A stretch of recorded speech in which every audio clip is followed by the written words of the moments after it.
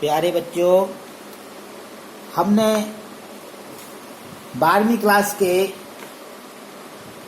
राजनीतिक विज्ञान के पहले लेसन में ये पढ़ा पिछले वीडियो में कि शीत युद्ध क्या है और शीत युद्ध के क्या कारण हैं।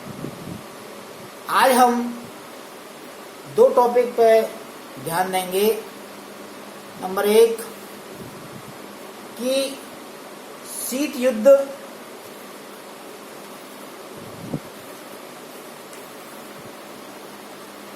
के दायरे और शीत युद्ध के कारण ये विश्व दो ध्रुवीय हो गया।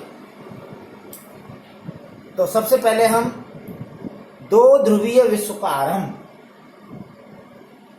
ये आपको पूरा दिख रहा है। ये यूनाइटेड स्टेट ऑफ अमेरिका, ये अमेरिका है। ये यूरोप, ये एशिया, ये अफ्रीका, ये दक्षिणी अमेरिका, ये महाद्वीप है। उत्तरी अमेरिका जिसमें अमेरिका, मैक्सिको और कनाडा ये देश हैं, 3 देश, और 2 देश छोटे छोटे यहाँ हैं, ग्वाटेमाला वगैरह। तो प्यारे बच्चों, पूरा विश्व दो ध्रुवों में बट गया। और दो ध्रुव कौन से? एक आपको इस मैप में दिख रहा होगा, ये पीला पीला जितना भी है ये United state of America, US, ये कनाडा और ये ऑस्ट्रेलिया, ये पश्चिमी यूरोप के सारे देश। और एक ये लाल रंग, ये पूर्वी यूरोप जिसका मुखिया था सोवियत संघ। और ये जो देश हैं ये पूंजीवादी देश जिसका मुखिया, जिसका लीडर या नेता था अमेरिका, यूएस। तो दो ध्रुवीय विश्व बन गया। और इस दो ध्रुवीय विश्व में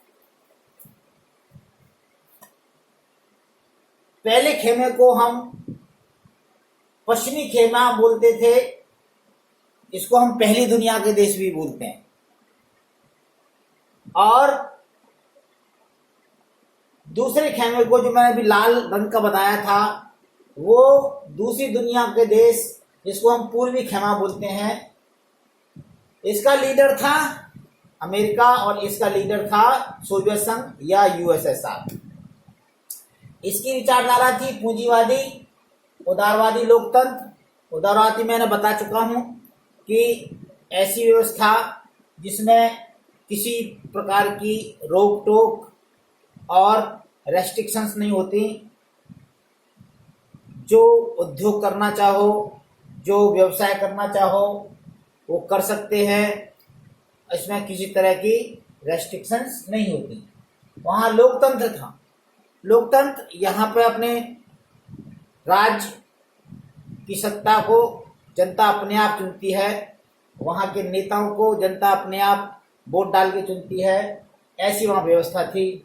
यहाँ पर साम्यवादी व्यवस्था थी, एक ही पार्टी की व्यवस्था थी और उसमें सब कुछ राज्य नियंत्रित था, यानी राज्य के द्वारा सब कुछ नियंत्रण होता था। उत्पादन के साधन, यानी कि कोई भी चीज पैदा होती थी उसमें जितने भी साधन लगते हैं, भूमि है, जल है, खनिज है, लवण है, सारे संसाधनों पर किसका नियंत्रण था? राज्य का, यानी देश का नियंत्रण था।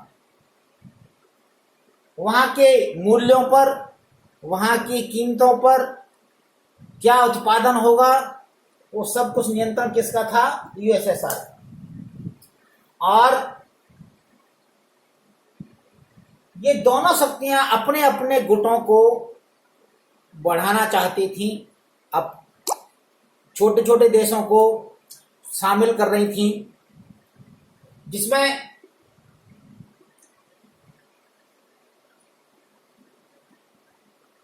पश्चिमी यूरोप के जो देश थे पूंजीवादी व्यवस्था वाले, जिनका मुखिया था, जिनका नेता था अमेरिका, उन्होंने सोवियत संघ के प्रसार को रोकने के लिए एक नाटो नाम का संगठन बनाया पश्चिमी यूरोप के देशों को लेकर के 1949 यानी 1949 में। और उसका उद्देश्य यही था, ये सैनिक गठबंधन था जिसका उद्देश्य था कि यहाँ ये जो सोवियत संघ अपना प्रभाव जमाता जा रहा था, सारे पूर्वी यूरोप के देशों पे अपना प्रभाव जमा लिया था, और उसको आगे नहीं बढ़े, उसको रोकने के लिए, उसके प्रभाव को कम करने के लिए इन्होंने एक संगठन बनाया। और इस संगठन का उद्देश्य क्या था कि अगर सोवियत संघ या उसके कोई भी साथी देश नाटो वाले देशों पर अटैक करते हैं तो नाटो के सारे देश इकट्ठा होकर के हमें सोवियत संघ और उसके साथी देशों से मुकाबला करेंगे, इसका मकसद था। तो जब ये जो बना था अमेरिका के हैरी ट्रूमैन थ्योरी, वहां के एक प्रेसिडेंट थे अमेरिका के, उनके सिद्धांत पे उन्होंने मार्शल योजना तैयार करी थी कि जितने भी अपने नाटो देश में, नाटो के संगठन में देश आएंगे उनको सैनिक सहायता और आर्थिक सहायता अमेरिका देगा।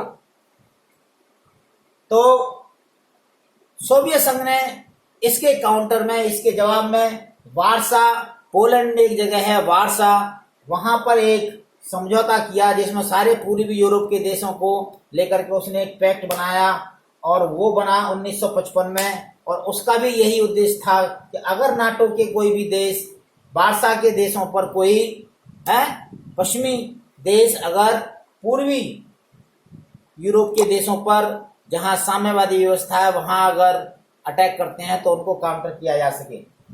अमेरिका ने सीटो और सेंटो नाम के संगठनों का भी निर्माण किया।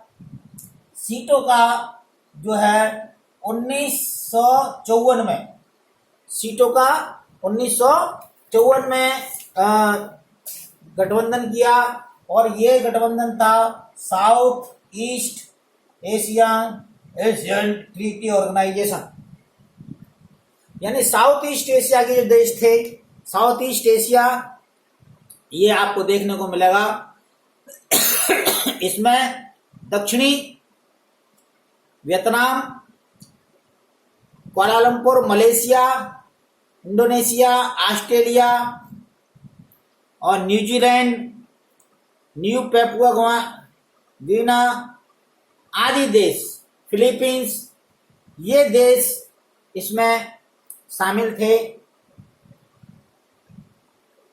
पर ये संगठन इसमें ज़्यादा देर तक नहीं चल पाया। इन संगठनों में लोगों ने बहुत ज़्यादा दिलचस्पी नहीं दिखाई, जिसकी वजह से ये संगठन कुछ ही समय बाद विघटन हो गया इसका, और इसका विघटन 1977 में इसका विघटन हो गया। इसके बाद अमेरिका ने एक संगठन और बनवाया, उसमें खुद शामिल नहीं हुआ था, जिसका नाम था CENTO, Central Treaty Organization, CEN से सेंट्रल और T फॉर ट्रीटी ऑर्गेनाइजेशन। ये जो संगठन था, ये संगठन, इसमें एक पाकिस्तान, ईरान, इराक, टर्की, देखिए ये सारे एक लाइन से देश हैं। पाकिस्तान, ये पाकिस्तान, ईरान, इराक और टर्की, इनके साथ मिलकर के ये है यूके, यूनाइटेड किंगडम यानी इंग्लैंड, इनके साथ मिलकर के अमेरिका इसमें शामिल नहीं हुआ था। क्यों शामिल नहीं हुआ था? क्योंकि इन देशों इन देशों से ईरान, इराक, टर्की से इजराइल की का झगड़ा चलता रहता है और इजराइल की बहुत बड़ी लॉबी है अमेरिका में। इसकी वजह से अमेरिका डायरेक्ट इस संगठन में शामिल नहीं होना चाहता था। उसके लिए उसने यूके को, यूनाइटेड किंगडम यानी इंग्लैंड को तैयार किया और यहां पर एक इसी तरह का संगठन बनाया, सैनिक संगठन, जिसका नाम था सेंटो। और इस संगठन में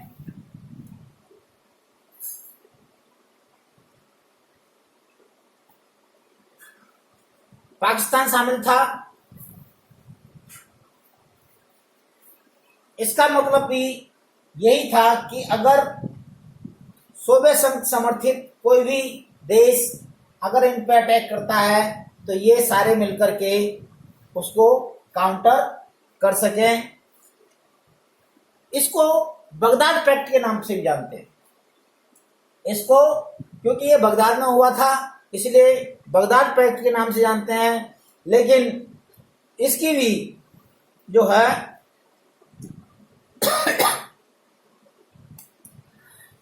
बहुत ज्यादा दिन तक ये नहीं चला और ये 1979 में इसका भी विघटन हो गया, ये भी खत्म हो गया। इन दोनों संगठन की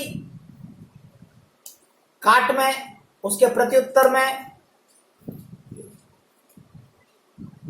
सोवियत संघ और साम्यवादी चीन ने, सोवियत संघ में भी साम्यवादी व्यवस्था थी, चीन में भी साम्यवादी व्यवस्था थी, उन्होंने उत्तरी कोरिया, उत्तरी वियतनाम और इराक में अपना प्रभाव बढ़ाया। तो कह सकते हैं कि पूरा का पूरा विश्व दो ध्रुवों में बट गया था और कोई भी अंतर्राष्ट्रीय घटना होती, कोई भी अंतर्राष्ट्रीय गठबंधन होते, उसका निर्धारण इसी बात से होता था कि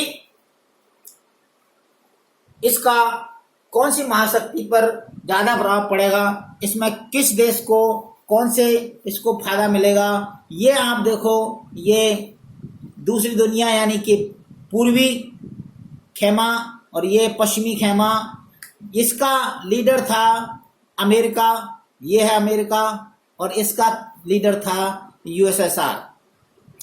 आप तीसरे ये जो देश देख रहे हैं, ये एक ऐसे देश थे जो अभी अभी द्वितीय विश्व युद्ध के बाद आजाद हुए थे। अब ये इनको ये सोचना था कि या तो सोवियत संघ के साथ जाएं अपनी सुरक्षा के लिए तो अमेरिका से सुरक्षा हो जाएगी, या अमेरिका के साथ जाएं तो सोवियत संघ से सुरक्षा हो जाएगी। तो ये वो देश हैं। अब इन देशों ने मिलकर के एक अलग एक संगठन बनाया, उसका नाम आगे पड़ा नॉन अलाइंड मूवमेंट या गुट निरपेक्ष आंदोलन चला, और ये गुट निरपेक्ष देश बने।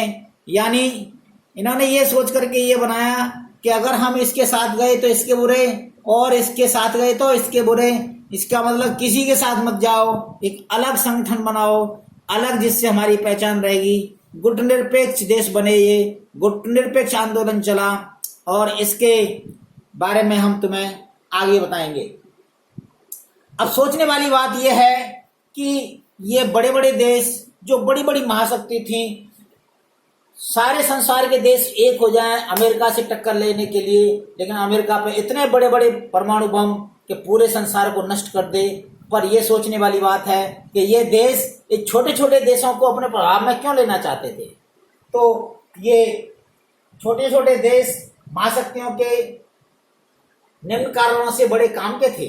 नंबर 1, महत्वपूर्ण संसाधन। इन छोटे छोटे देशों पर बहुत ही महत्वपूर्ण संसाधन थे, खनिज लवण थे, पेट्रोल था, तेल था, कच्चा तेल था, कोयला था, अब्रक था, है, और इत्यादि अनेक खनिज पदार्थ जिनका कि वो दोहन करना चाहते थे बड़े बड़े देश। दूसरा, भू वो ऐसा भूक्षेत्र भी चाहते थे जहां पे वो अपना हथियार रख सकें और सेना का वहां से संचालन कर सकें लड़ाई की स्थिति में। इसी कारण से वो अपने सैनिक संगठन भी बनाना चाहते थे, सैनिक ठिकाने भी बनाना चाहते थे। तीसरा पॉइंट है, वो सैनिक ठिकाने बनाना चाहते थे, जगह जगह वहां से अपनी मिसाइल तैनात करके, और देखते रह गए कोई देश यहाँ पे हमारी तरफ कोई उसकी मंशा खराब तो नहीं है।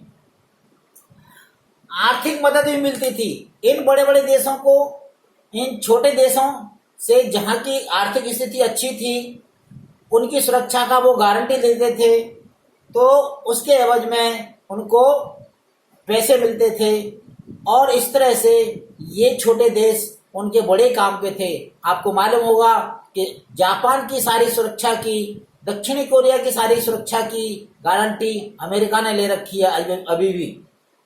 इसी तरह से उत्तरी कोरिया की सुरक्षा की गारंटी चीन और सोवियत संघ देते हैं। अगर सोवियत संघ चीन उत्तरी कोरिया पर इतने मेहरबान ना होते, अगर उसकी रक्षा में नहीं आ रहे होते, तो अभी तक अमेरिका उसको कब का खत्म कर चुका होता। लेकिन छोटा सा देश उत्तरी कोरिया, और अभी भी अमेरिका को आंख दिखाता रहता है।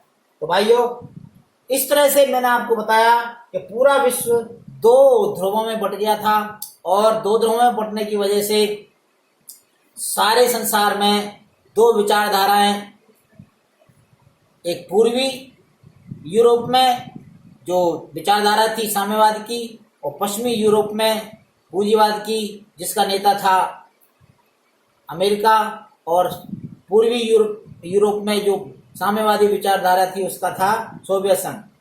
तो आपने ये समझा, इसको आप चैनल को देखते रहिए, सब्सक्राइब करिए और बेल आइकन दबाना ना भूलें। लाइक करिए, शेयर करिए। धन्यवाद। Thank you very much.